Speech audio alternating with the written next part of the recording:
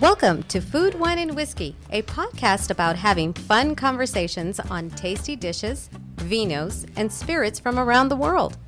Rob is your host. He is an avid home chef, WSET Level 2 award in wine, and a whiskey drinker and collector. Time to set the table. Here's Rob.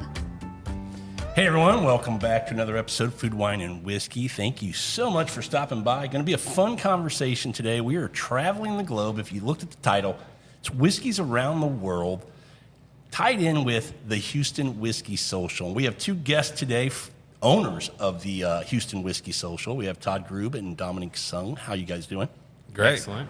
Thanks for coming on. Yeah, thanks for having us. We appreciate it, man. Yeah, so we're going to have a fun conversation, like we said, going around the globe, talking about all kinds of whiskeys, but we're going to tie this into this great event that goes on here in Houston. It's the 9th year of this event, and I don't want to talk too much about it. I'm going to let you guys do it. How it started, what was the vision, and kind of what it's grown to, evolved to now, because it's not just a tiny thing anymore. This thing is pretty big, and what I mean by that is the brands that attend, and let's just say celebrities that also attend. Yeah. We've had some, and Graham McTavish is going to be coming back again this year. We're excited about that. That's great, with his man. brand, McTavish Spirits. Yeah. You want to go ahead? Yeah, go ahead. Sure. Okay. Well, so Chris Hart started it as a dinner, and I'm probably going to mess up the story, so I won't get into too much detail, but I know it was kind of a smaller dinner, and then the event kind of grew from there, and I think by the third year or so, they were in a larger venue. And from there, it's just grown year after year, and we're kind of maxed out. I think last year we hit 1,500, 1,600 people in the room, which was a bit too much, I think. So we cut back just a little bit. So it's still going to be a really good crowd this year. I think we're shooting for 1,200. I think we may not have that many in the room. We usually have 70 tables. So it's not always 70 brands. Some of the brands bring their whole line, and it may be more than one table. So we normally say about 350 individual releases. Okay, different whiskey pours. and spirits. Yep. So it's a lot to taste through. Okay, before I go any further, Carter, I should have said it first. I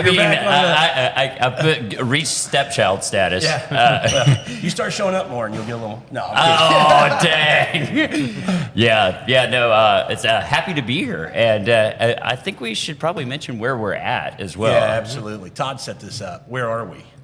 Reserve 101. So for people who haven't been here in a while, you can see behind us what a different bar that it's become.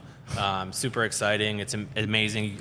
I think we can see in the corner the whiskey wall back here. Of course, the big, beautiful bar. Reserve 101 is downtown, right across from the House of Blues. Downtown Houston. For those who might be listening, not knowing we're in Houston. So, yeah. And this is you say very popular. I mean, it's popular because the drinks, the whiskey selection, the cocktails they produce, we'll get into that later, are just outstanding. I mean, it's a great place to come have a pour or a cocktail. Yep.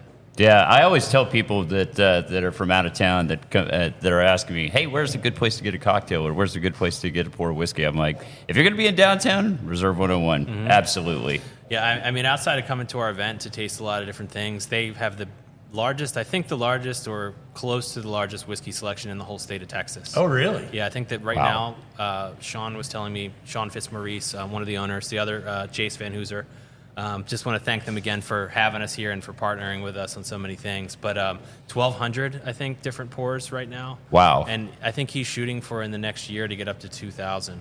Well, and that includes Dusty's also. Okay, bingo. You just hit, I wanted to mention that because I know that with the law changing and the availability or the ability to be able to get some of those on your shelf, pretty cool. And he's kind of dove right into that. I brought one with us that we can taste through, and maybe this is the first one, too, because it's lower proof.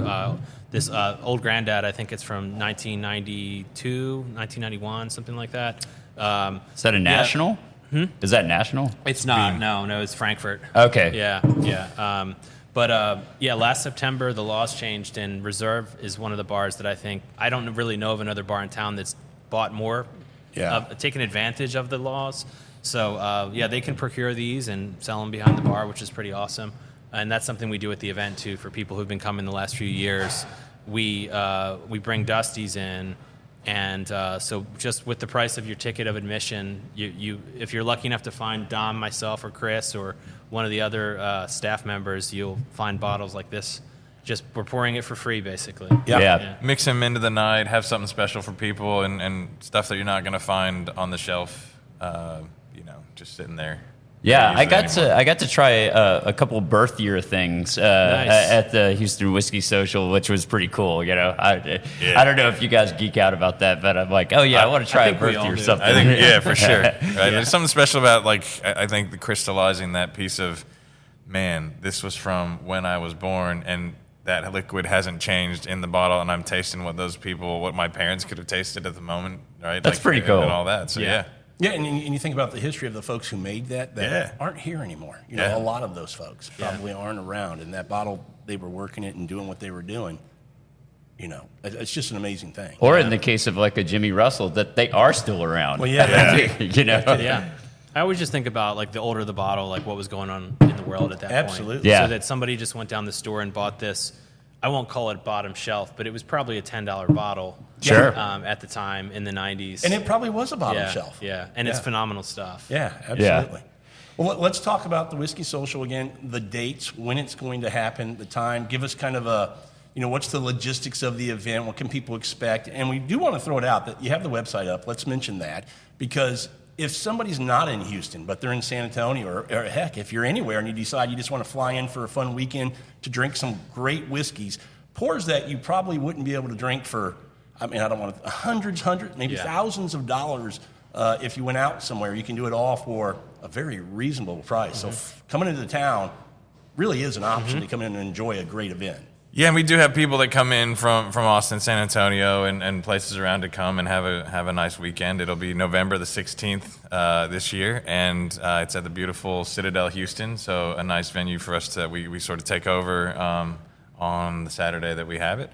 There are still some VIP tickets left, and then general admission for sure. So, yeah, happy to have everyone come out and 6 to 9 at night. 5 o'clock is VIP entry. Okay. So there are limited VIP tickets left, and I think that they're going to sell out this year.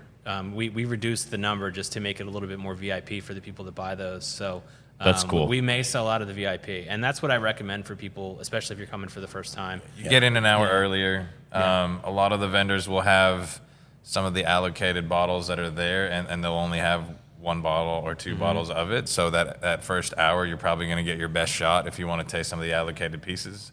That you'll be there in an hour early before the general admission doors open, and so and we get everybody in a little bit before the event starts. We kind of corral them, and everyone's kind of peeking into the room to find out where are the brands that I want to see, where am I targeting, and what bottles do they have. Yeah. So everyone's kind of trying to like sneak a look, and because like as Dom said, those bottles will go faster. Not to say that if you get GA, there's not a lot of amazing stuff. There will be, especially like I said, we don't start walking around the Dusties until later in the event. So GA people are going to get a taste of these as well. Yeah. Talking about the logistics of where tables are, is there any structure to that? Is it set up in a way where people can kind of know that we're going to have American, we're going to have Scotch, we're going to have Irish, or is it just kind of a, tables are set up where they are? Is there a map? I mean, how do people navigate being able to find the pours that they may want to try? We just met about it. Yeah, we were literally just talking about it. We try to arrange them and mix them up and space things out in somewhat logical of a way, but also, there's a ton of variety, right? Of everything from Scotch to bourbon to finished whiskey to, Kentucky and Texas and Tennessee and all over the place and where they are. Some of it is that some of the vendors would like larger space for activations they're trying to do in different setups. So we or they need everything logistically from electrical outlets to what have you. So there's some of that finagling, but generally speaking, it's such a broad mix that we kind of look at it and say, okay, we don't want this high concentration of things in a specific area, and then like there's a tight congregation of people who are looking for that. And I think we want to make sure that there's a good flow to how everybody's moving through the rows. I think that makes sense because if you think about certain brands that are going to be popular, certain pours that are going to be really popular, if they're all right by each other, that just kind of causes a little chaos. We want people to walk through the event. Yeah. And including we have a cigar lounge outside. The weather has been beautiful the last few years, so we're hoping for good weather again. I think we're getting close to really nice weather. We so are. I think we're going to be pretty good. Nighttime is great, right? Yeah. Already. Oh, yeah. It's just going to it'll be a little bit cooler in a couple weeks, hopefully. Absolutely. Yeah. I was going to ask you guys, I know in the past you guys have had some rum representation. Are you guys going to have that there this year? We do. Yeah, so we like to bring other spirits in. It's interesting to me, first of all, and I'll speak for my wife. She's not a whiskey drinker, and she comes to the event because she wants to support the event. And we have other people, husbands and wives and friends, who come with their friends, and they're not big whiskey drinkers. So we like to have something for them. Sure. So we even have had beer. Do we have a beer this year? Not maybe not fully confirmed, but maybe. Okay. And last year, I think Ferrand and Plantation brought like coconuts, and they had rum. I think we do have Bruegel this year. Bruegel will be there. Grander will be there, has a rum, and then Palm Bay has some other spirits, and then we'll also have a tequila as well. So, cool. So that was something I wanted to get into because it is to your point, Matt, the other spirits that are very popular. And if we know, the Houston Whiskey Social is a lot of the people who attend from Houston are members of the Houston Bourbon Society, and you hear Bourbon Society and you think, okay, it's just all about bourbon, but it's really not. It's the Booze Society. It's now. the Booze Society. Yeah. So that was one of my questions was, how is this going to evolve to include cognac? And so that group, I think, did influence the event. And now let me first say that it surprised me when I first started attending that there weren't more people from the Houston Bourbon Society. I think last year it was like 22%, maybe. Yeah. Oh, really? Yeah, it's a lot of people that we don't know. Even so the Houston Bourbon Society is over 15,000 people. Yeah. So we just expected them just to all descend on the event, but it's really not the case. And last year we had something like 61 or 62% new attendees that had never been before. So well, you probably got really way turns more over. Positive reviews then. Yeah, that's right. Yeah. Oh, they're a great group. Yeah. Well, we were there last year together, and we met. I think it was 3 or 4 different groups or couples that were in from out of town that came. Oh, in yeah. And I remember one being from Iowa. That they had family down here, heard about the social that was going to happen, and decided, hey, let's just tie it into a trip to go see family and go to the. I have friends that fly in every year from New Jersey, Delaware, and Pennsylvania. Okay. But to get back to the question about the other spirits, because Dom mentioned tequila, so something that the listeners may not realize is how many spirits are aged in bourbon barrels. Because bourbon can only be used once for it to be considered bourbon, so then they sell those barrels for pretty cheap. And you have brands like Jack Daniels that just have like thousands, tens of thousands of these barrels. They sell them to the rum companies, they sell them to the tequila companies, and so one of the Scotch. And Scotch, the tequila and brandy and everything. The El Tesoro is coming, and El Tesoro is owned by Beam Suntory. Okay. And they age in whiskey casks, bourbon casks. And I think that they're going to be bringing some other cool stuff, like the Mundial collection. Yeah. Is that how you pronounce it? I never. Yeah, the Mundial collection. So they take it and they finish them in Booker's barrels. Yeah, and Booker's stuff like and other things. Nice. So they're actually going to be barrels. doing a tasting class at the event, and so they'll be bringing out some cool stuff that probably isn't widely seen. And then they're doing sort of the collab with one of their other brands. Knob Creek will be there, and so under the Beam Suntory flag. And that's sort of how it kind of comes up, right? If the question is like, wow, how do you figure out like which rums are there or which things are there? I think it's under the umbrella of some of these brands that have a bunch of whiskey brands. They kind of go, well, we have this other brand. Are you guys okay? And we're like, yeah, you know what? If you want to bring that out, like for the reasons that Todd was saying, like it's nice to have other choices, and we do encourage that it's a little bit nicer an event. People are a nicer evening. They don't want it just to be like me and my bros, right? Like I want my wife to attend, or like we want a few couples to get together and go. And it's nice. I would say just like I love a bar like Reserve 101 where I can get a neat pour and have all the choices I want, and also if I want to pivot to having a nice cocktail or something different, like I can get it all in one spot, and that's kind of what we want to have at the event. Man. I also want to kind of go back to the social and talk logistically a little bit about, you guys are big on preparation, making sure people that are going to come, you put the word out, you keep reminding them about hydration, safety getting to the event as far as, taking an Uber or something like that. And then you guys always provide a pretty darn good spread. I mean, there's food that, to help kind of sustain you a little bit while you're sipping on some pours. Yeah. And the other thing I would say is you encourage people, don't be afraid to dump. You don't have to finish everything. I mean, there's some pours that, you're going to Yeah, I'm not going to quit on some things, but, yeah. Yeah, we try. I mean, it's because the event is sort of out on an island a bit. It's not far from downtown. It's maybe 15 minutes, but we want people Ubering in. We tell them, and I make several posts, and we send several emails in advance. This year, we're even handing out little how-to cards. How to get through this event safely, because it's a lot of pours. And if you first dump, eat before you come, drink lots of water, and we buy like 100 cases of water. Yeah. So that there's 2,400 bottles of water in the event for people to drink, and we encourage them to do that. Well, and the other thing I would say is that if we always say keep exploring, whether it's food, wine, whiskey, coffee, explore the world. If you tie one on too quick, you're kind of missing the point of the evening. You're not going to enjoy and get the experience that you really want. So. I would say most people there, you would think Houston Whiskey Social, maybe you have some of that going on. I don't see a lot of people who are just shit-faced. Yeah, like at the event, they do kind of view it more of a classy type event, and that's why we promote it as such, and why we have a dress code, and we don't really enforce it super strong. If someone shows up and they're not, in shorts, the shorts, I wouldn't love that. Yeah. we haven't had that, but we've had t-shirts. I mean, I wear a t-shirt, but I wear a tux jacket on top of it.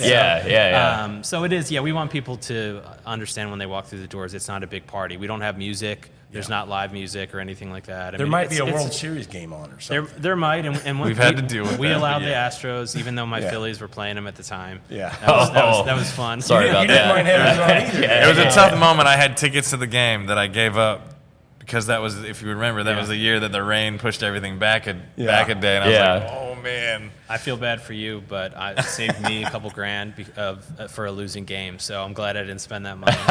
But I mean, we do encourage using the dump buckets. I think none of the brands are offended, and if you're having multiple pours at the same table, it's probably not the most couth thing to like pound it and then get the next pour if you're trying a couple of things. Feel free to use the dump buckets. We encourage it. The brands do too. It is not disrespectful to dump. I mean, I think all the brands would say they would rather have people in good control and managing that well instead of, like you said, losing it a little bit because you had too much too quickly. So, As far as food goes, I know that you guys have provided food in kind of a spread, but I think, was there some talk of a food truck and that kind of thing? There's always a food truck outside, actually. Okay. I think last year they just didn't show up. But normally we have the food truck. So the people outside at the cigar tent, or if we run out of food, which I don't know if we ever have run out. But it just gives people more options. When they leave the event, they see that food truck, and that's when they're like, okay, I need some more food in my stomach. Yeah. Like I said, we try to do everything Not a bad we can. idea. Yeah. Because it's a lot of alcohol. It's a lot of stuff to taste. And even taking little sips, like I said, if you go to every booth, that's like 300, 400 sips, it adds up very quickly. Oh, sure. For sure. Well, the other thing I want to say about dumping is, look, let's be honest. I don't think anybody's offended if you say you don't like something. Right. I mean, that's you're not going to love it all. Spirits and wine and food. You're not going to like everything you try, and there's nothing wrong with that. Yeah. So. And I think, go ahead. The event is busy enough. I would say it's a good balance. There's time to chat briefly with the person, but they're not going to watch you and judge you as you decide if you like it or not. Yeah. I think that's the biggest part I love about the event, right? In my mind, as a general consumer, also, right? Like, you walk into a liquor store and there's always new offerings from every brand, and you kind of go, well, do I $40, $50, $60 a bottle want to try something that I don't know if I'm going to like? And if I don't, then that whole bottle's sitting there. This is a great way for you to be able to go and under one ticket, for probably less than the cost of 2 bottles, be able to go and try any number of shelf-available spirit from any number of brands and figure out what you like before. And then on site, we have a retail partner this year. We're partnering with Specs that you can, if you like something, go there, pre-order it. You can't actually buy it and take it home that night, but you can make the pre-order of something you like, pick it up at Specs, and then later during the week. So talking about the value of those pours for the cost, let's just jump into it. The cost to get into the event, the general admission fee and the VIP, Then I want to roll that into the Pappies and the BTAC that you're enrolled for this year. Oh yeah, and that we've done in the past actually. Last year. Yeah, so we have different ticket levels. So GA is under $100. The VIP is $155, which I think is the best value. You get that extra hour, but they're both great. And then the Pappy and the BTAC. So BTAC Buffalo Trace Antique Collection. So George T. Stagg, Sazerac, that whole line.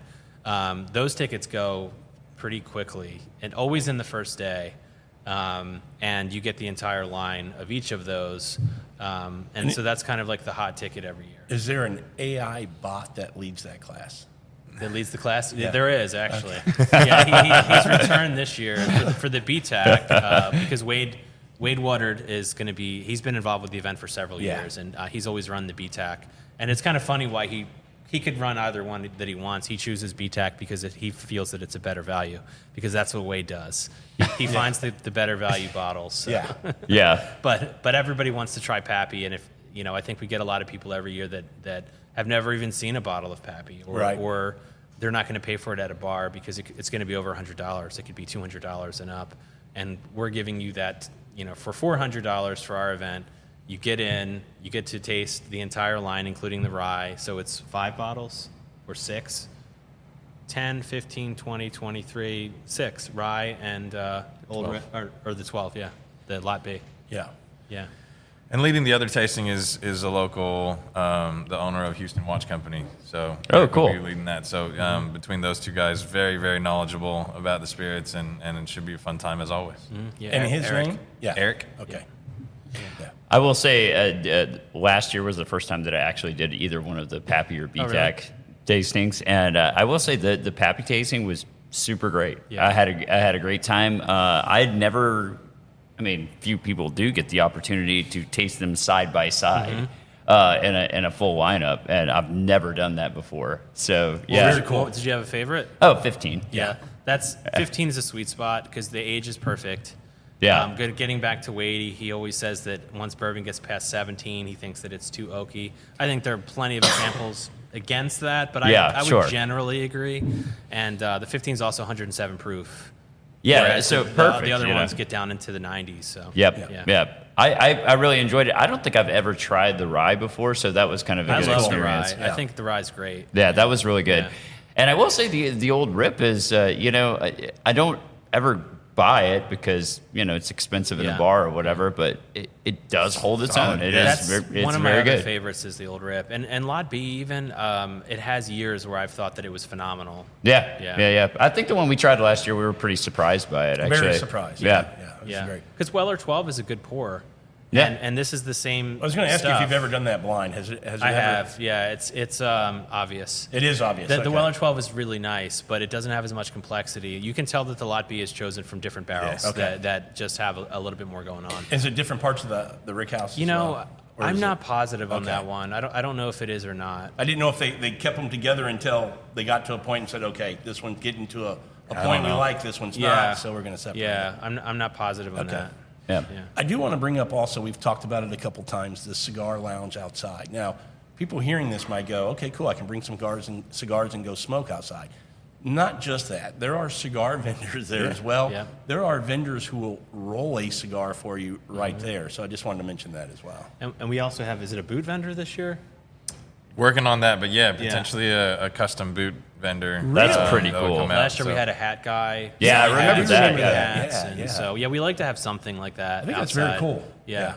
But the cigars are cool, and they'll run special deals for that night, right? Like different packages that wouldn't normally be available at those prices, and so they try to promote all the things and get it going that way. So we try to have, I think, different things to have it be a more fun event and add some other interesting pieces to it along the way. Yeah, we've even looked into in the past partnering with like a clothing shop. I want to do this at some point. I think it'd be cool. Where we have an event where we drink whiskey at the store and we all create custom jackets or shoes. Nice. And then like a week before the event, like we all pick them up and try them on. And we actually went pretty far down the line to make that happen.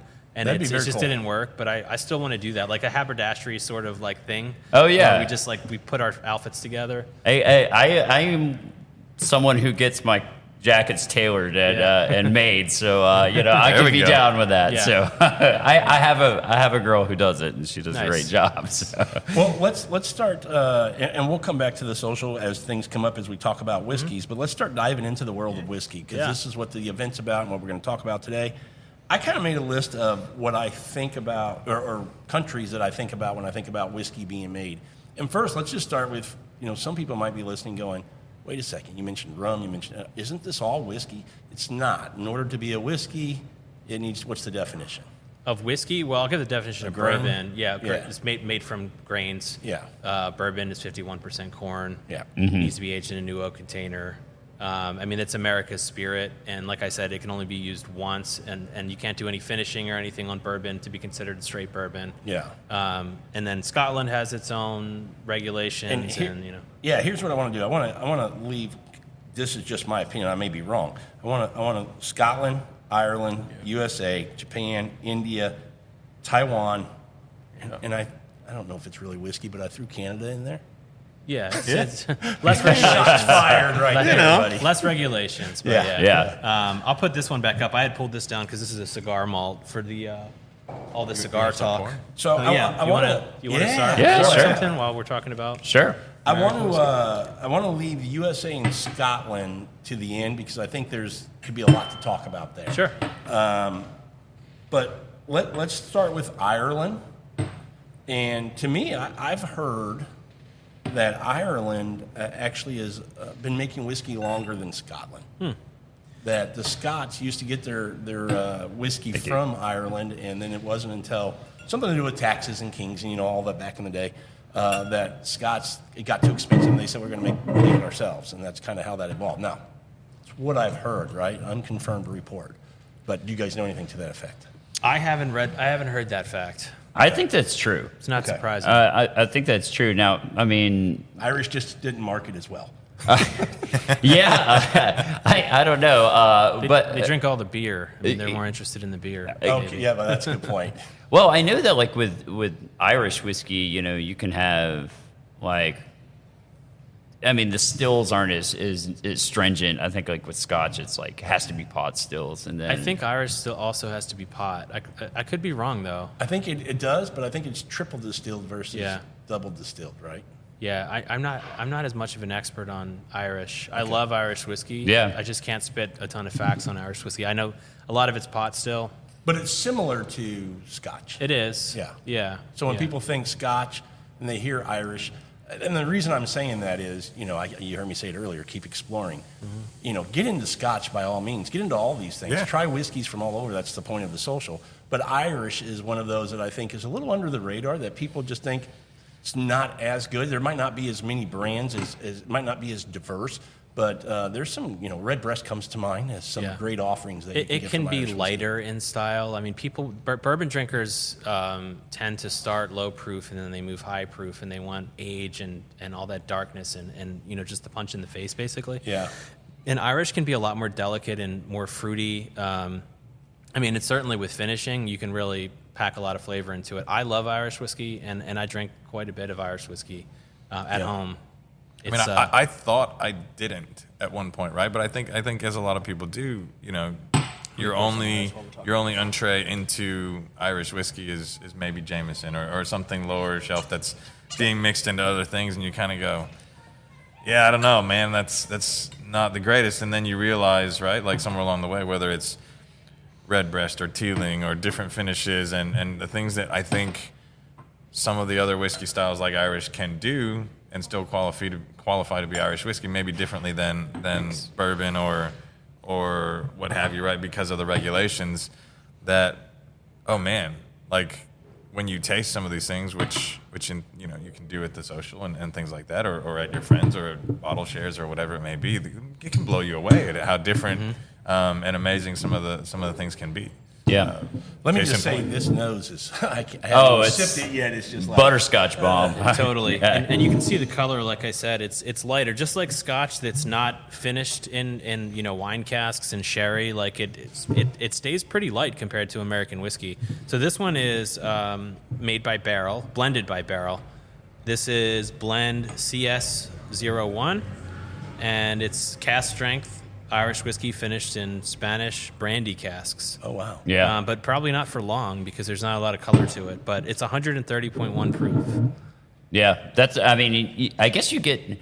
I guess I see more Irish cask strength type offerings than I do Scotch cask strength type offerings. But yeah, I mean, if you've never tried cask strength Irish whiskey, it is an experience. Yeah, very different experience. Yes, definitely.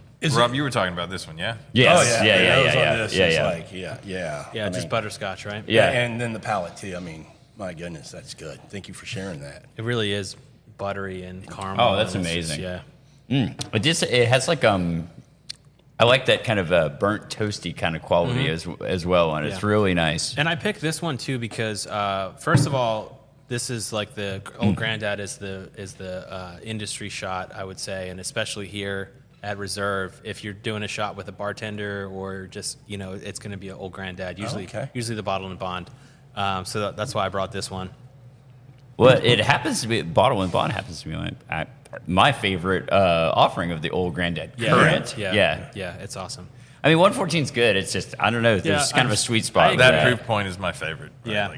And also, though, people look down on bottles like Old Grandad or Wild Turkey 101, and that's actually silly because, again, these brands have been doing this for decades. They've been doing it longer than any of the other brands. I mean, the big brands have Wild Turkey, Beam, Four Roses. I mean, all of them. I think part of that is because there's this perception, one, that you drink it a lot for a different reason in college, or it's still a well pour. You see Jim Beam, you'll see Jack Daniels, Old Number 7. You see Wild Turkey the new behind Beam the bar. 7-year. It's age dated now. Solid. It's like a $22 bottle, and it's really better than a lot of other things. Yeah. So don't ignore the big brands. They know what they're doing. They can just offer it cheaper. Another one, Don't just judge it by the price. Another one I'll throw in there is Knob Creek 9-year. Yeah. Oh man, it's that just to me is under the radar. to me that knob 9-year 100 proof is one of the best for the value offerings that's out there. Same thing, right? Like same sort of deal with the Beam, adding the age statement back, right? Like for a while, the age statement was gone from the Knob Creek, and they put the 9-year back on there, and you're just like,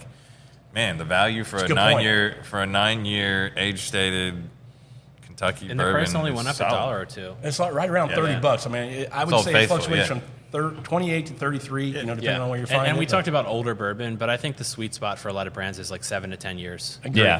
Yeah, for sure. There's so much good in that range. And the other thing I would say, when if you're not experienced at looking at labels, especially when we talk about turkey, if they put an 8 on there, that's the youngest bourbon. A lot of times there is some blend of some 10, 12, 14 year that might be in there. They do it to make sure the profile is consistent. So there can always be older stock for sure. Yeah.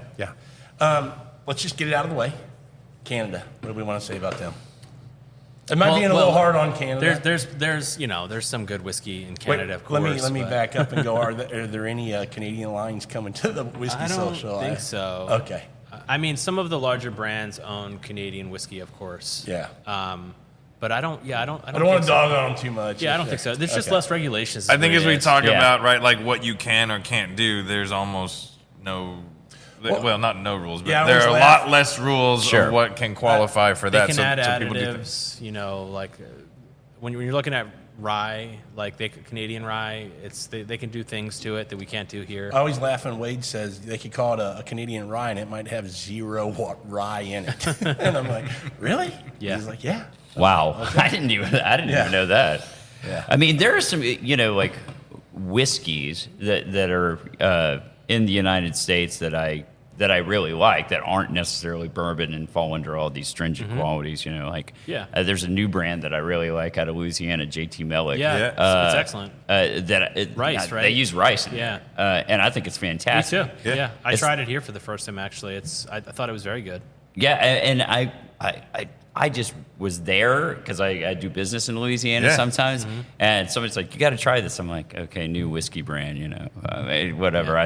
It's all the time, and I was like, "Actually, that's pretty good." Yeah. So, family run, family owned. You got to love that too, right? Yeah. So not knocking that you can't make things that aren't 51% corn or whatever, 51% rye or whatever it is. And the only reason I'm thinking, or I'm saying, or giving Canada a hard time a little bit is because of the laxed kind of regulations. I think you have to have some structure, some kind of boundaries that you play within in order to put out a good quality product. Yeah. If you start just going anywhere you want, then you lose kind of who are you? Yeah. You know. You want to know what the range is for the spirit, and which should be pretty wide. And that's why with bourbon, like when it comes to the no finishing rule, there are things that people do, like the Lincoln County process with Tennessee whiskey. You know, the debate is that changing the characteristic of the bourbon? And I think we would say no. If you're drinking Jack Daniel's, it tastes like bourbon. Yeah. I mean, Tennessee can be a little bit sweeter maybe, but like, has it changed the base character of it? It really hasn't. Yeah. And that's a good thing though, that we have that discussion, because it means just that little tweak, and it's almost not, you know, people, there are a lot of people who say it's not bourbon, including those brands, because they would rather just call it Tennessee whiskey. But. And Canada is famous. I would say their go-to whiskey is the rye. Do they make is there anything else that they're kind of known for that I don't know Well, about? like Crown. I mean, it's a huge seller. Okay. Yeah. What Crown is, Royal. do you know the grains on that? I don't. Okay. No. Do you know if it had rye in it or if it's... Yeah, I don't know what the mash bill is. Okay. I mean, I think it's pretty similar to bourbon mash bill, but I could be way off on that, Yeah. so I don't want to speak on it. Yeah. And I do think some of that is because, right, like if we think about the climate and how it ages, right, like it's, you know, the colder climate. Yeah, just takes like Scotland. longer. You don't Yeah. have the, Like this. Exactly. It's later. Takes more seasons, right, longer time, and so you know, rye generally takes less of that variation and needs less. Which if you just extend that out, right, if you were to do the other goods, it would just take infinitely longer, I think. Yeah. To age Like I just correctly. had, I forget the age on it now. I want to say it's like 15 years. William Price has a rye, an older rye, or maybe it's 12. I think it's a 12-year-old rye that they have out. And this was one that was pointed out online that it's Canadian. But so I went there and tried it this past week, and I loved it. I think it's a phenomenal bottle. I think it's like $50 or $60 for a 12-year-old rye. Again, it's Canadian. Okay. But I think it's a very good rye. I've always like you know, when you talk about rum, you have tropical aging, which is similar to what we're talking about. Whiskey in the United States versus whiskey in Canada or Scotland or Ireland. Like we have more of seasons, right? Like we have a lot of more heat and cold. And in tropical environments, you get that darker color. And then when you continentally age rum, it changes the whole profile. Like the base is still there, but it can really turn into something different. So I think that's why it's interesting to try some Canadian whiskeys. It's like that same process, right? Like you take the whiskey, you age it in a cooler climate.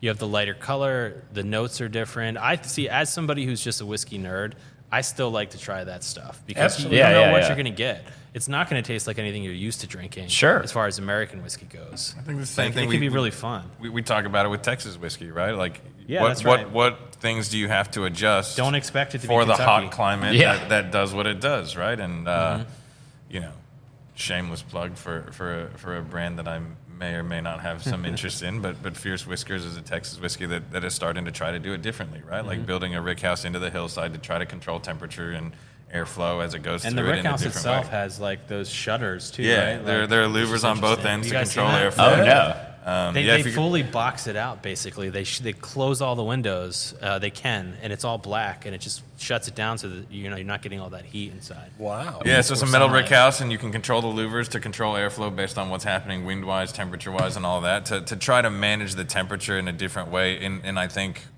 where in their approach, one would say that like some of the inability to manage those giant temperature spikes and things like that we get in Texas are what cause some different characteristics in the taste of Texas whiskey that one might either not like or make it differently off profile or take so much of an angel share that it becomes difficult to manage from a production standpoint. Yeah.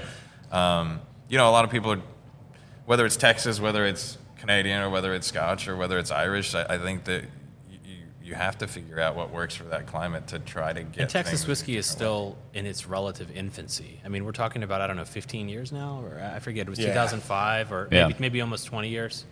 way. But they all talk to each other, and they all, you know, Texas Whiskey Association, all the things. We've do all jumped that. into the USA bourbon, so let's just keep sorry. going. No, that's fine.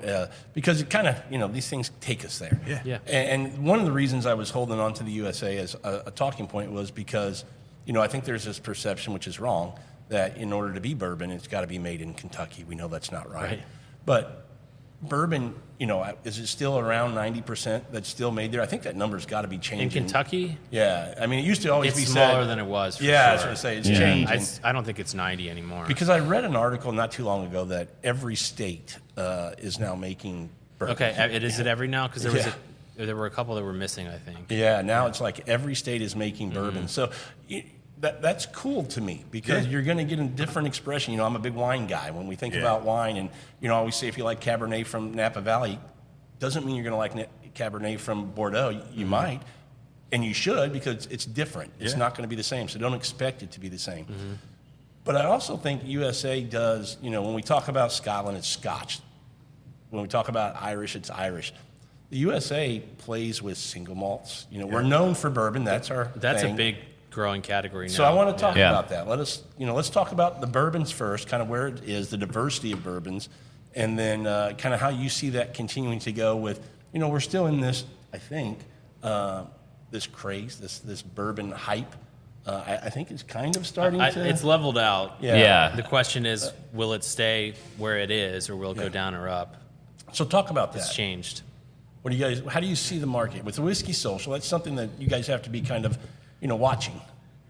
Yeah. I think demand is still there, for sure. I think the market is still big. I think you're coming out of a season where, anybody in the liquor industry would tell you that during COVID, it was a whole different world where people are stuck at home. That was the boomiest of booms. And it was just spikes of, I was talking to some other folks who are in the industry, but it's like, I think you saw 20, 30, 40% increases in what was being purchased, right? Yeah, COVID, all your disposable income went to alcohol. Yeah. You couldn't travel, you couldn't go out to eat, you couldn't, just go buy it and pick it up. So, I think it, again, depends on how you may want to look at it. You're trying to extrapolate, what happens from there and what is normal or what your frame of reference is for normal. I think we've leveled out a bit, as Todd said.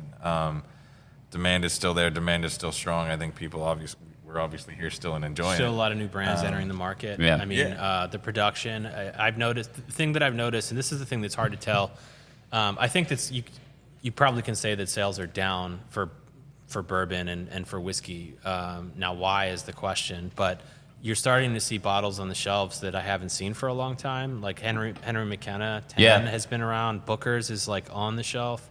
I saw Eagle Rare. People were posting in HBS about that. Heaven Hill bottle. But also these brands like Sazerac, Buffalo Trace, they started throwing barrels down. I forget how many years now, but it's got to be 6, 7, 8. So you're going to start seeing Blanton's, the production being increased. So huge production increases, right? I think that's going to help feed the demand because even if people are dropping off, if you start putting Blanton's on the shelves, you're going to sell more whiskey. People are going to go get it. These bottles that they covet and can't get easily Absolutely. now. There's got to be some, just like anything that I'm sure investors noticed that hey, this market was really hot, even coming out of the COVID time or whatever. So you're going to have a lot of investment money going into new brands of whiskey and things like that. And if you see something that's, skyrocketing in sales and revenue, it's going to attract all kind of people. Sure. Maybe some of those people who aren't necessarily passionate about this thing and maybe they're more focused on profit generation. I don't know. Whatever the case may be, maybe they fall off. But I think I think that just with the scene in general right now and people's love of American spirit and there's been so much focus, you're still going to have a good market. Yeah, it may not be. I think this is a course correction is going to have to happen because so many brands entered. There's so many brands on the shelves. Like I said, some of those won't succeed. You're going to have a lot of good whiskey on the shelf, and people are going to then have things to buy that they can't right now because they can't get it. Yeah. Yeah, I also want to talk about, I think that the interest hasn't went down at all. I still know younger guys. My son's in his 20s, and I know I have friends who have sons in their late 20s, early 30s, and they're all getting into bourbon, and they're really hyped about bourbon. But they're also in that same tater stage that we're once in, where all they're looking for is Blanton's and Antique 107 and all that stuff. That's the effect of marketing. Yes. And Facebook groups. Yeah, right. But those brands are coveted for a reason. Yeah, also, when right? I say marketing, I think I mean a combination of the marketing of the big brands, but also the social media and word of mouth. That your average person only hears Blanton's and Eagle Rare and Pappy. Yeah. And that's that's all one brand. Yeah. Yeah. And you throw E.H. Taylor in And there. then it's the same path everyone follows. And you learn more, and then you start to realize that these brands are very good. There's a reason why they're popular, because they do what they do very well for the price. The problem is you never pay that price because it's allocated. But there's so many good brands on the shelf, and that's part of the deal with the Whiskey Social that we try to show, is try these other brands, because there are lots of great whiskeys out there that they may be cheap, they may be expensive, they may be better than Weller or worse, but you have to find what you like, and the only way to do that in whiskey is to keep drinking, keep trying and tasting. And I've seen, and kind of going off maybe the bourbon side, but into different whiskeys that are available in the United States. I've seen definitely a rise in people's interest in rye. Mm-hmm. Definitely single malts as well. Yeah. I mean, I have definitely seen the whiskey as a whole grown. I brought a rye. Oh, this nice. is an interesting one. Oh, yeah. I'm very interested in trying that one. I have seen other parts of the whiskey industry in the United States growing quite a bit. And I don't know if rye is just the result of people liking bourbon. They want to try something else. It's a traditional it's funny spirit. You say that. So I think more brands seem to be, at least my perception is that more brands are trying a rise. And I agree with you. I think that once people get into bourbon, initially the rye is a bit much for them. It's spicier. It's the notes that they're getting are more herbal, and it's not what they want, the same sweetness and corn. I mean, I don't know how many times I've been sitting at this bar when someone's getting an old fashioned and they're like, what bourbon should I put in this? And I'm like, I would say not at all. I would say don't put bourbon in it. Put a high proof rye in there. Yeah. And so it's funny, the other night I was talking to McTavish Spirits, which is one of the vendors that's coming, and their initial release was a bourbon, and they did a rye, and it's a 3-year-old rye, which is very young. So when I hear that, I think right away, I'm kind of like, it's going to be young, it's going to be kind of brash and woody, and but it's distilled green. I hope I'm not right. Green River, is it Green River? Yeah. So it's not, and it's 95.5. So I went into it. So for the listeners, 95% rye. That's the 95.5, and which I think the 5% is barley. Yep. Is kind of a big mash bill that you see out there, because it's almost like full rye, and MGP is the most prevalent out there, and it has certain notes. People say the dill note, like dill pickle or like black pepper, and this was just not at all. Like all night, including David, the bartender, who's not in frame right now, but I was blinding people on it, and just what age do you think this is, and what mash bill do you think this is, and nobody got it right. It's just interesting the diversity even in a 95.5 rye. It's not what you expect. So it was very soft and sweet and tasted like a barely legal rye to me, which is 51%. That's the bottom of the rye. Yeah. So I think releases like that get away from some of those divisive notes are bringing more people into it. Yeah, I like rye more than bourbon right now. I love it. Yeah. And it doesn't need a lot of age, but it can take a lot of age. Like the best pours I've ever had are like 20-some-year-old ryes. Really? Yeah. The best spirits I've ever had are old ryes. Oh yeah, for sure. Had an old rye. I think I saw something on the shelf. I mean, there's new stuff getting released all the time, so I can't keep up with everything. But I mean, there was a Knob Creek. They had like a shelf extra aged rye, and I was like, okay, I might have to try that. Wow. I think it was like 10-year-old or something like that. I was like, wow, that's just a shelf rye. I got to try that. You mentioned Bullet. Was it you that first got this? Their Bullet makes a 12-year-old rye. Did you know that? No. Yeah. And it's like $50. It's a high rye, 12-year-old, but like the extra age on that does some fantastic. interesting high rye things. Like over 75%? Yeah. Oh, wow. And it's like but the extra age on that is wild. Like you kind of go, wait, what am I drinking? It's fascinating. I don't think it's very proofy, but no, it's like 90 proof. It's like 90 proof, but it's great. Good. You guys want to try this one? Sure. Yeah. So this is an MGP rye. So getting back, this is a 95.5 MGP rye. So we see a lot of this around. Let's mention, you kind of brought it up, but talk Yeah. a little bit about this producer. Sure. So William Price. Yeah. So they're in the Heights in Houston, and right now they're basically blending. They're doing a lot of single barrels. Eventually, they're going to be distilling their own. Right now, I think they're making gin and vodka. They have coffee liqueurs. They have lots of cool stuff. They let us do fun things. So this is one of our fun projects. We also have a maple syrup group that has turned into mixing it with the whiskey hobby. So we picked a barrel that we felt like needed a little sweetness. So a rye that had a lot of character to it, and needed to be kind of softened. And we dumped the rye. We put in some maple syrup from Vermont, Mom and Pop's, which is our favorite maple syrup, and aged the maple syrup. Sold the maple syrup for charity, and then we put the rye back in. And the rye was in there for I think a little over 10 weeks. Oh wow! And so it aged in the maple barrel. So I don't know if you can see it, but it's a little viscous, and it's a little cloudy because of all the rye and the sugar and everything in there. It's not overly sweet, but it is. It's called the Maple Bomb. So you can get this at William Price right now. I think it's $65. It's a 6-year-old MGP rye aged in the Mom and Pop's cask. So, that's cool. And the thing that's cool about it is Mom and Pop's is a premium maple syrup, and we use their best stuff. So normally when you see this sort of thing, it's not always the greatest maple syrup. So this is made with expensive ingredients. We didn't do it to make money. We did it because we wanted it to taste good. And when you say that, I kind of get that you might not always get the influence of what you think you're going to from the syrup or something. This one should absolutely be there. Yeah, it's there. Okay. It's undeniable. Okay. I don't know if you guys have had the HBS Balcones honey barrel that we did years ago. So that was like divisive because there were people who absolutely loved it, and there were people who were like, "That's way too much honey."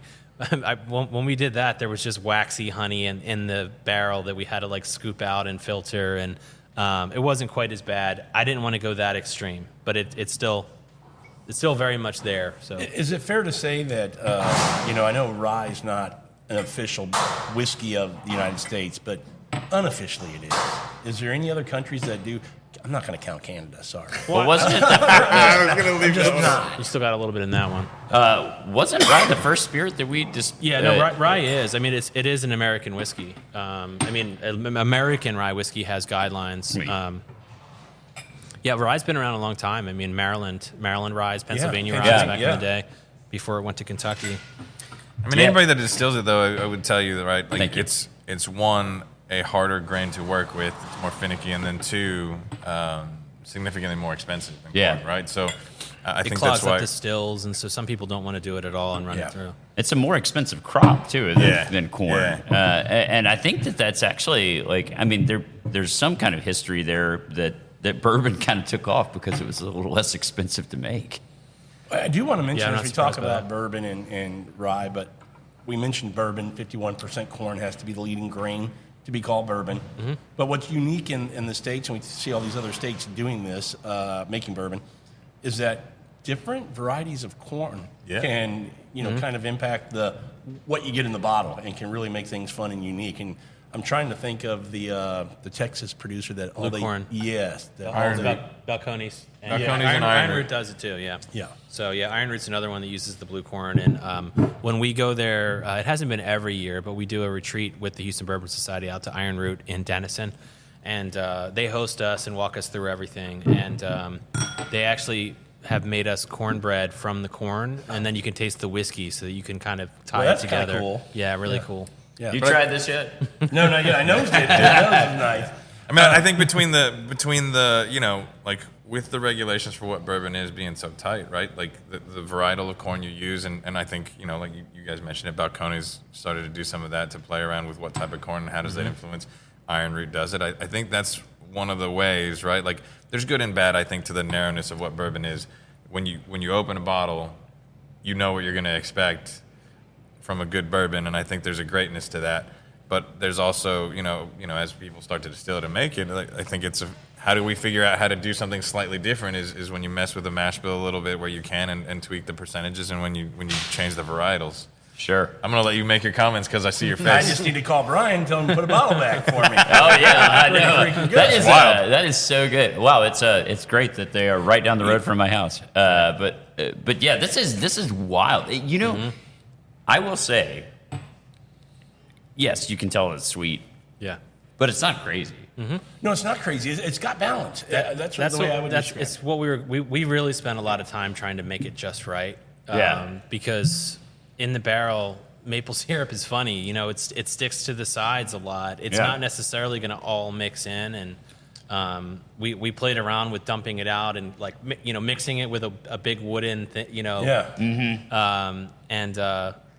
I think it came out good. I wanted it to be maple very present. Like, definitely, you need to know that the maple is there, but not too much. Yeah. But it's there on the nose too. Where you know, to me, on the nose, I'm Very much on the nose. the spice of a rye. You know, you get on the nose, it's there, but it's pushed down by the sweetness of the maple. Where you go, okay, I can tell that the rye is there, but it's very unique and cool that you get this sweetness on top of that. It almost tastes like a cocktail in a neat pour. You know, like it's great. I mean, it's really good. I'm glad you like it. Because the spiciness of the rye, you know, depending on the rye, And an MGP 95.5 can be very spicy. Yes. And so we chose the rye for that reason, because we felt like it needed to stand up to the maple without overly sweetening it. So Yeah. And that part was fun, that part of the process, because if you just pick the one you like the most, it may not do well with the maple syrup. right. So it just worked out in this case. I want to say too that when I mentioned balance between the syrup and the rye, I'd also throw in the alcohol. I just had to look. I mean, 115. This is not drinking. Yeah. This one's It's not punching you 118 hard. for this one. Wow. Oh, wow. Yeah. Those are great. Yeah. Those are great. Really good. That's fun to have, something different. So I'd be remiss that we did try the Irish whiskey and we never said anything about it. Yeah. So we should probably at least say something I about still have it. it in here. This is such a weird one. It's such an oddball. Yeah. I mean, it's almost like toothpaste minty. Yeah, it is. You know, Yeah, it really is. But I mean, it's interesting. Yeah, it's interesting. But it's good. Yeah. I liked it. You said minty. That's the note that I wasn't. What didn't come to me, but as soon as you said that, that's what it is. It's very minty. I think the finish, you can taste that. What was it? Cherry? Yeah, you can sherry. taste the sherry, which really, I mean, if it Or Spanish brandy. yeah, okay. Yeah, you can taste it. You can taste that, which probably, if it wasn't there, might not make this very good. Yeah. But yeah, no, it's very interesting. It's definitely probably going to be the most unique thing that we try today. So I'm going to put you on the spot. Will this be at the social? This one, Might it be in that dusty category? I the have special to. pour? Well, this is Iron Root's cigar blend that they just released a couple months ago. this one? This one? This one, yeah. Yeah, that'll be there. Oh, it'll be there. Yeah, if I have to bring it myself, Okay. we'll make sure that William Price has That's it. a fun pour. Yeah. William Price will be there though. They do a ton of fun things, Yeah. and like Todd said, they have a ton of other things that they experiment with. And which if is you've great. never been there, go because their bar is great. Yeah, they just remodeled and painted, and it's beautiful. It's really nice. And it's family friendly. I mean, Yeah. people Yeah. think about there's distillery- games outside. Yeah, absolutely. I've even brought my like a 2.5-year-old over there before, hey, you know, they've got snacks and stuff, and they've got, you know, usually a have drink or food two. things. trucks. Yeah, There's beer they'll spots do across the movie street. nights. They do a lot of family friendly things there. Yeah. It's Yeah. a great place. really cool. Yeah. All right, so we're in the world of bourbon and rye, but when we think about, or at least for me, when I think about the United States and everybody that makes bourbon now, I always come back to if I think of a unique place, some place that's different, that's making something that could be very special, in the future and then maybe the near future, and it's Texas. We've kind of talked about it a little bit, but our weather here, the state as big as it is when you go to the west and the mountains and what you have. I mean, talk a little bit about Texas and where you see whiskeys coming from Texas in the next few years. You want? Okay. So like I said, Texas is still finding its identity, although it's made strides. I mean, I feel like I've been saying that for years. Iron Root is a good example of. Don mentioned what they're doing at Fierce Whiskers. Iron Root's another example of innovation. They do the élevage technique, which is a cognac thing that they do for cognac, where they're adding water back into the barrel, they're rotating the barrels. They're doing what they can to battle that heat and aging so that it doesn't become over-oaked quickly. And so Iron Root's a great example of a Texas bourbon that has taken steps to try to dial back that. I would say a lot of Texas whiskey is a bit grainy, and I'm not saying that in a bad way, but it's more grain forward. It can be hot, you get a lot of oak because of the aging, and you can see the color on this. And I forget what they said the age is on this. I don't know if it says it on there, but 48 months. So this is 4 years old, and it's pretty dark. And then you have Balcones that's actually doing kind of pivoting more, or not even a pivot, single malt is their thing. Yeah. So there's a lot of cool stuff happening in Texas, but I think the misconception is that people go into it thinking that it's going to be Kentucky bourbon. And it is not that. Yeah. Kentucky is what it is because they have seasons that it lets the barrels breathe constantly. Yep. And whereas Texas is like boom, here's 95 degrees for 5 months. And we're in late October and we're still around 90. Yeah, we're still hitting 90 during the day. So just to give you some perspective there. Yeah. So I think the biggest challenge for Texas is the weather. Is figuring out how do we do this. Yeah. And the question still remains: can they do a 12-year-old bourbon in Texas? Yeah. I mean, Balcones and Garrison are the two oldest. You put it in a rick house. I think I said underground. 2000. I think it's more like 2008 or 9. I forget what the year is. Yeah.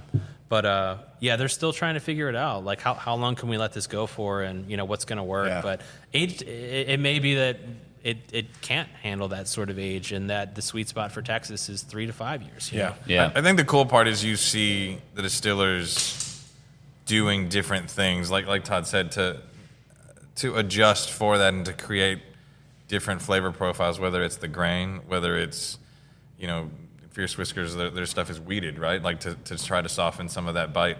Balcones has done a heavy amount of things in the single malt, and that's, I think, a large part of the reason that Diageo bought them out, right? Is that that category, it was smart timing because that single malt or the American malt. Yeah. Yeah, Single malt I think, in a lot of those cases, right? Like, if you go in thinking it's going to be Kentucky bourbon, you're going to get it wrong, right? Like, and you're gonna maybe not have the right sentiment towards it. If you go in with an open mind that it might be different, and it might be really cool, and it might be amazing in a different way, without expectation, then I think, to me, that's sort of where Texas whiskey is going. Is, well, what can I do that's different, that takes advantage of the climate, the elevation, the things that we have in a different way? To do something different. I almost feel like in Texas they shouldn't put an age statement on there because too many whiskey people think, the quality or what you have in the bottle is so influenced by that. But when you get the heat and the things that we do here, that may not be as big a indicator of what's in the bottle than some people think it is. I mean, I've tended to think that the single malt route might be the way to go because I've had a lot of better single malts than things in the whiskey, traditional whiskey area seem to go. But then again, I mean, it could be something as far as messing around with barrel composition or messing around with toast level or like whatever it is. I got to think toast level's low. They mess with barrel. They mess with the size of the barrel, right? And that kind of stuff. Balcones has used 5-gallon barrels, and then they age in that, and then they blend them together or put them into a larger barrel to age. I mean, there's lots of different things that they've done. Sure, but there'll be a ton. I mean, again, maybe shameless plug, but I mean, Rebecca Creek, Ranger Creek, William Price, Fierce with all Iron Root, all these folks are going to be there at the social and come try out all the different expressions, right? And I think that's part of the coolness to see the different things that people are doing for Texas whiskey. But I think also part of the difficulty, right? There's so many different SKUs that are there. You're like, it's almost indecision of like, I don't know what that's going to be like. Do I want to try that? But I think you'll find things that are great. If you taste 2 or 3 in a category like Texas, that you go, okay, I'm intrigued a little. Yeah. Then at least when you leave the social, I like that. Let me go explore some more things that are at a bar or on a We shelf. always tell people in HBS when they say, what should I drink? And, the veterans will usually say, what do you like? Go out and try stuff. And we always say, just go to a bar and try before you buy the bottle. Well, that's what our event does. It's like go to the event and you can taste them all at once. Yeah. Right. To your point before, right? I mean, if you think about how many tastes that you can have for the price, like we really personally feel like we try to make it a really good value event, right? And so for the GA ticket, under $100 and VIP at $155, like. I want to say you're not trying, you're doing it. It's a value. Well, I appreciate that. Yeah. I mean, to me, it's where are you going to go and try that many different things all in one spot at that price point? Yeah. It's And difficult. we just raised our prices a bit too, and I probably shouldn't even talk about that, but it's only because like for the Pappy and the BTAC, it's getting harder and harder for us to source those bottles. Like we have to get those bottles. Yeah. Yeah. And we often have to find them you in mean creative ways. Julian's Yeah. not sending Which those costs to more you? money. Yeah, right. I think still, I mean, the price of the ticket is well it's worth it. Still an amazing bargain. Yeah. And past years people go home with bottles if they buy the VIP tickets. Yeah. And that just adds to the value. And not just any bottle. I mean, this isn't something that you go home with a nice gift that's a cool bottle. Yeah. Yeah. One thing, I mean, like my approach has always been, and as somebody who's a little bit more of a veteran toward, this stuff, is what's something that I don't drink a lot of? Yeah. Scotch. I don't drink a lot of Scotch, so I try and hunt out the Scotch area as much as I can. There's some rum there. Go try some rum. If you've never been like a big rum fan, I mean, I'd say as a whiskey drinker, it's an awesome spirit that you'll enjoy. So I always kind of take a different approach. And to those it. are the two spirits that I think have the most people that think that they know what it is, but they really don't. Like Scotch, everyone thinks it's peated, and they think I don't like all that smoke. Yeah. And it's the same thing with mezcal, which is my current favorite spirit actually. And people say smoky, and it's really not. It's more earthy. It's not always smoky. It can be vegetal. And with Scotch, I usually put people into sherried Scotch, like a Glendronach or a Macallan. I mean, there's lots of brands that use sherry. It's a little bit on more towards sweet on the profile than smoky at all, if at all. And then what was the other spirit that you mentioned? Oh, rum. Yeah, people think rum is just sweet and it's for cocktails, and it's way more than that. Yeah. It's just so much more to it. And to your point earlier, right, well, you may have had some things before, but maybe not side by side, right? And I think we as spirits nerds and all of that would say, like, that's the best way to try things, right? If you try something in a single instance and your palate is not tasting other things, it's hard in isolation to really make a judgment call of, well, how good is this relative to other things, or how much do I like it relative to other things? And I think, whether that's the Pappy taste and the BTAX, or even, you can taste all of these Texas offerings or all of these other offerings side by side and sort of get a little bit of a relative sense of where they are for you and your palate and what you like. And then I would say, one thing that Todd and I are also trying to talk about doing is we just did an Eagle Rare tasting, not that long ago, where we did, some single barrels, the standard shelf offering, the double Eagle Very Rare, and a dusty version of Eagle Rare Lawrenceburg 10-year 101, where you kind of go, we've all tasted, or Todd and I had tasted them before separately, but even us, like I was like, man, I don't think I've ever done them side by side. Yeah. And I think there's a difference to that, right? Where you say like, yeah, I loved that, and that was amazing.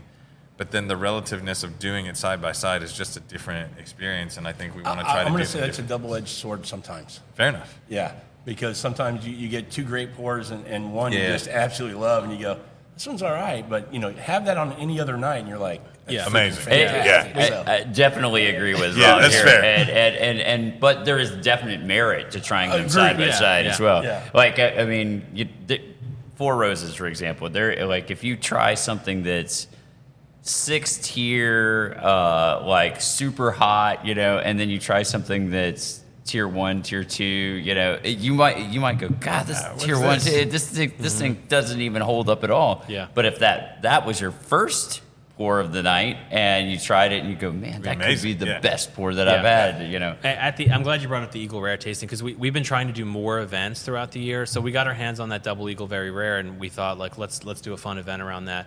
So that's a big bottle, and it's been floating around the city. I mean, it came in a couple months ago when everybody was tasting it, and that's a very expensive, big bottle.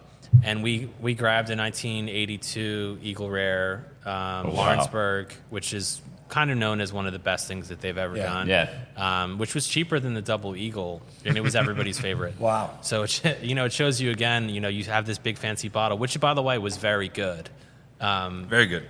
And then you have the standard offering from '82, which was again not quite bottom shelf, but that product was created to to go against Wild Beef with Turkey. turkey. Yeah, sure. 8101. I want to say something about drinking at the social, talking about, exploring and trying new things.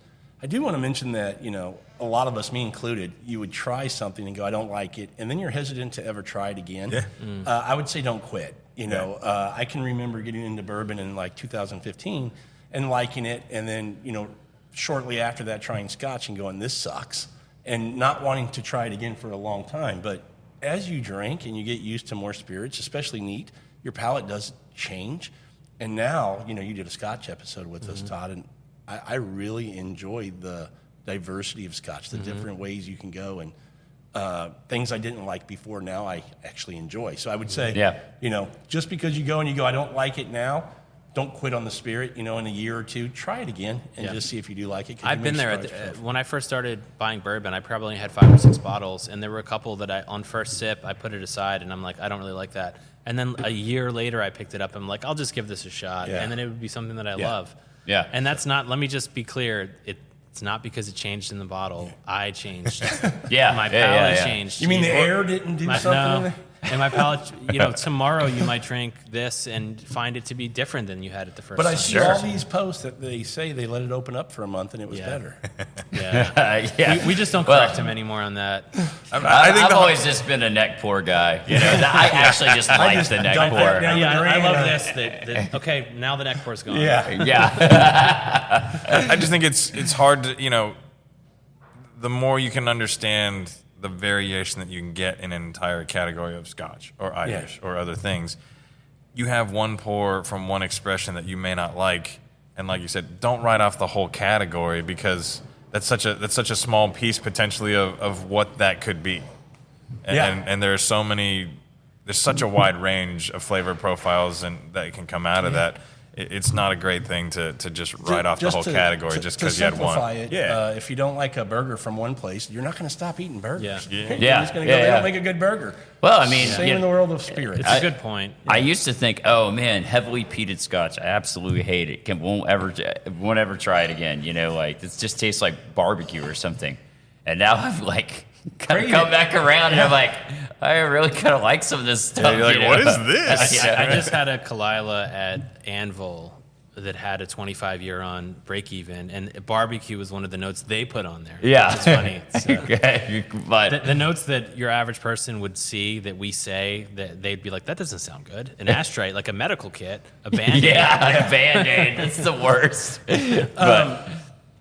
What'd you guys think of the Iron Root, by the way? Oh, very good. Yeah. Love that. Yeah. It's nice. It's got a good balance to it. Yeah.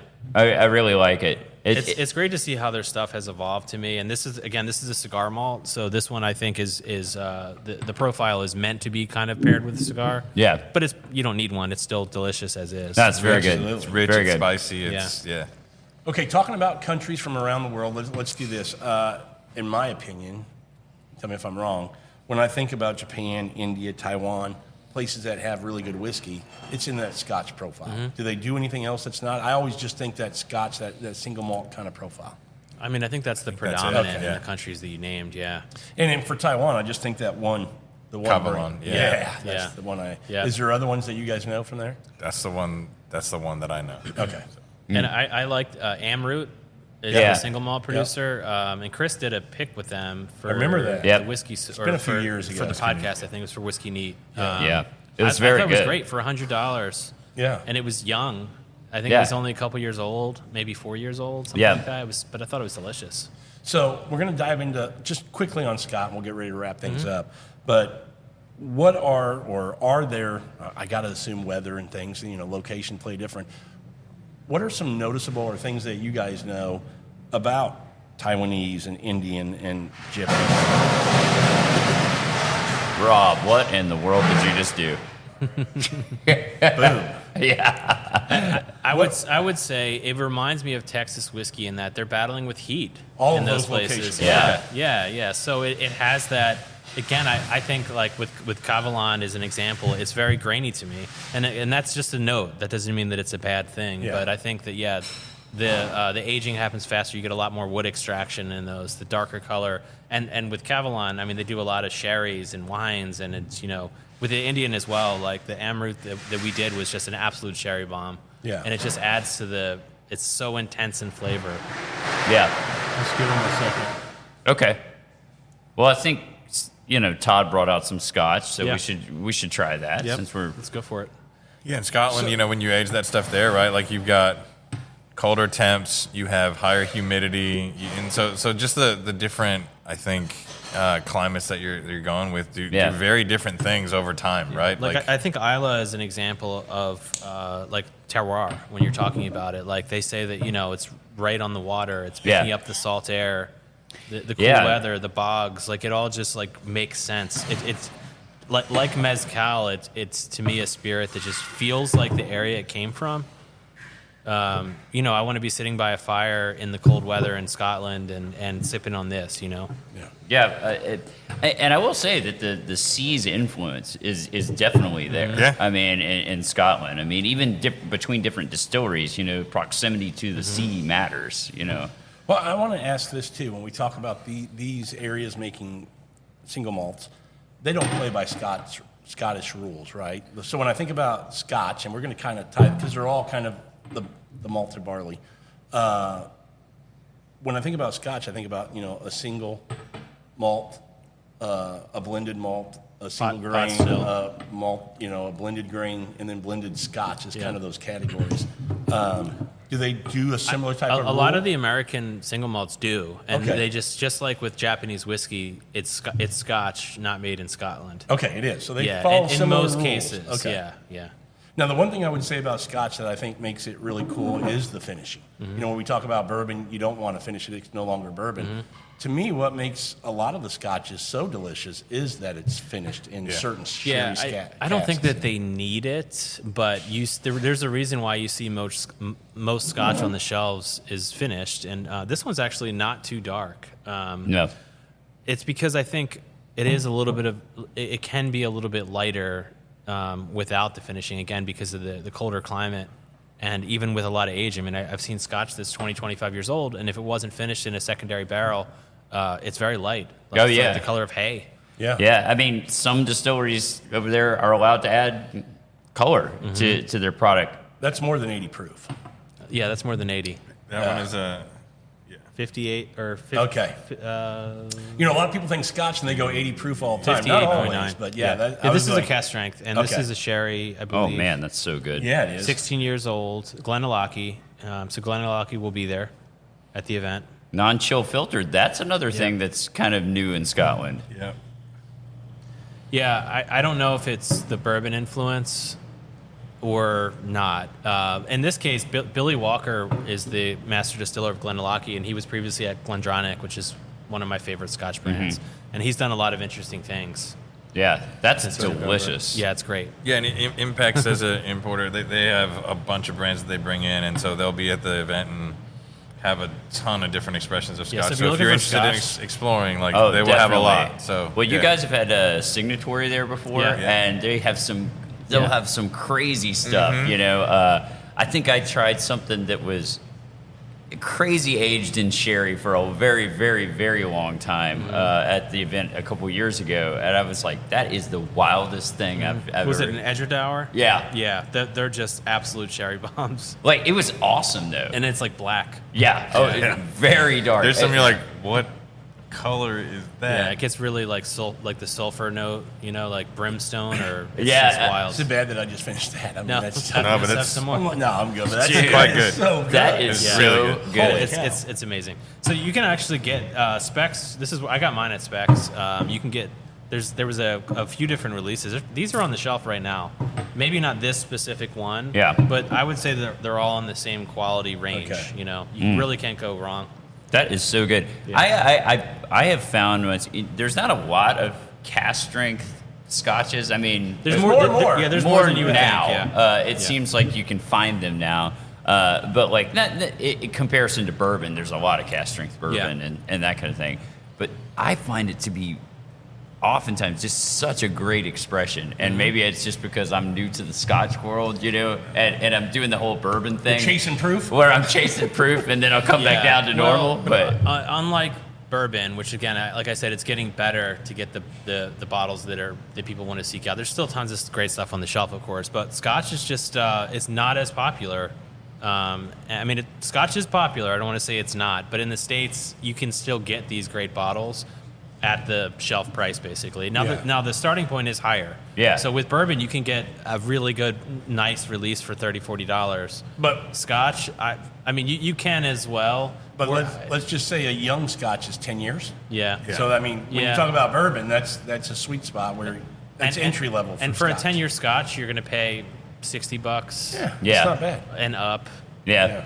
It could be $100 for a single barrel. Yeah, no doubt. Well, I mean, But you don't really have to go beyond $200 or $300 though. Like there's so many.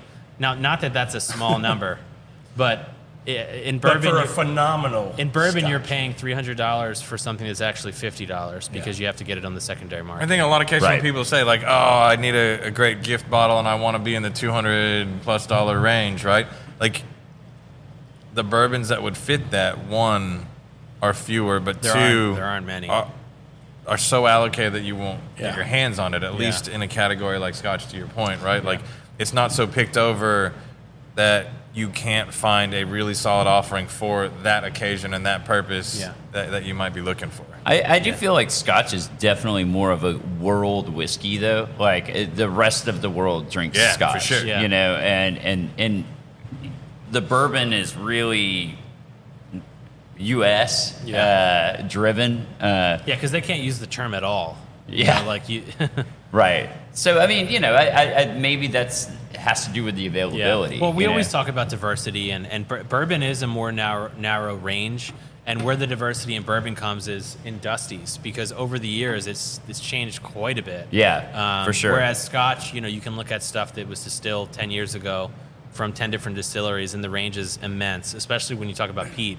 You know, peated versus unpeated, like the range is amazing. Am I also wrong to say, I'm the old guy here at the table, so I always think there was this perception, you know, you think in wine of having this kind of snobbery or it's this sophisticated, classy kind of drink.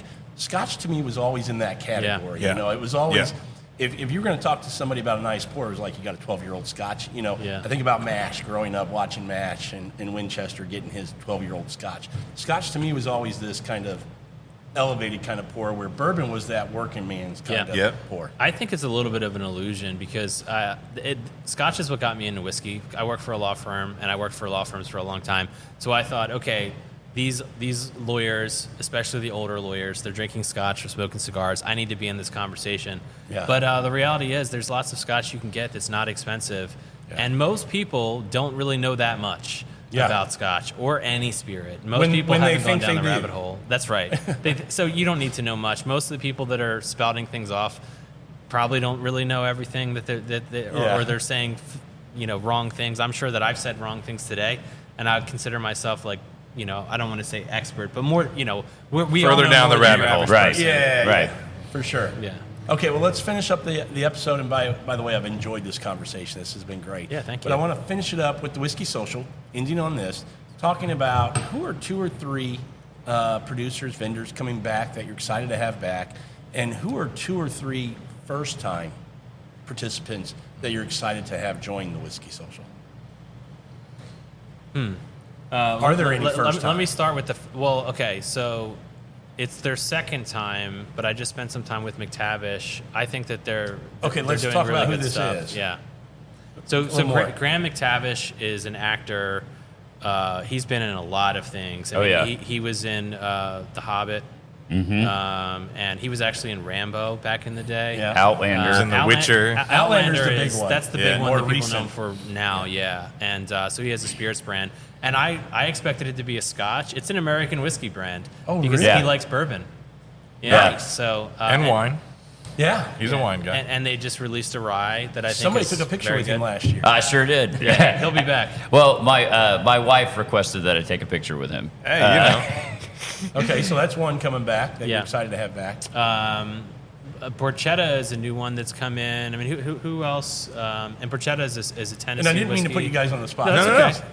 Yeah, it's a Tennessee whiskey that uses a wheated mash bill, which is not something that we've seen. And as a spirits nerd, again, you know, I like to try stuff that's not something that we've seen before. Yeah. That's another example. I think that's a new one that's I'm excited to see. William Price is great to have back, and I think they're doing some new things, and there will be some. Well, I don't necessarily want to give it all away, but some slight relaunching of things as they're kind of doing some new things. It's always good to see Sagamore back, and they've gone through a handover as they got purchased by DiSerono, so that'll be interesting to see. New for us there, I think. Well, not necessarily new, but back after, big brands like Beam Suntory, right? Like have brought different brands over the years, but I don't think we've had Knob Creek for a little while, so it'll be fun to see them back along with El Tesoro, their other interesting offerings. To see what they bring in the Knob Creek line. Well, so I meant to say this earlier. So we also do tasting classes at the event, and where we give the brands, it's on a first come first serve basis, brands the opportunity to do a class during the event. And one of the cool things is that Beam Suntory is doing is they're going to have like the Knob Creek, and then they're going to have El Tesoro tequila. And then they're going to have El Tesoro tequila aged in Knob Creek casks. Oh, wow. Nice. So it's like seeing the barrel influence that the bourbon has on other spirits will be really cool. Very cool. Very cool. Yeah. Very cool. Yeah. Nice. Are you guys going to have Four Roses this year? They're not going to be there this year. Okay. But we will have Four Roses. I was going to bring it, but it's pretty difficult to lug. I don't know if you saw previously, we did a Four Roses event 2 years ago. Yeah, I was there. We did all 10. Well, we got more of those 4-liter bottles, which, this is a 750 milliliter. The 4 liters about It's this huge. tall, and it's about like this much around. Wow. So we have 2 of those, and I'm considering getting some sort of like baby carrier to like just walk around with this thing, because it I don't know how much it weighs. It's pretty heavy. It's big. 'Cause these are 3 pounds for a 750, so it's probably Now, like 15 4 liters is pounds. going to be pretty heavy. It's stout. And those were Japanese releases, right? They are, yeah. That's cool. I do want to say one thing that I always find fun at the Whiskey Social is you talked about a Dusty's Table, or it's really not. It's just kind of a pop-up. One of you guys all of a sudden has a bottle, and people watching, it's fun just to sit back and somebody will just put up a bottle and scream out what they have. And I mean, that's my favorite part of the event is walking around and making people happy with that.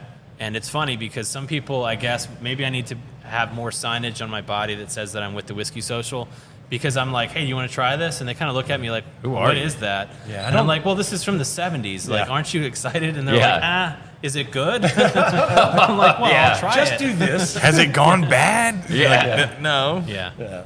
That's Well, guys, awesome. this has been a great conversation. Really appreciate it. Really excited about the social this year. 9th year, so next year I'm assuming a big year, Something 10th big. anniversary.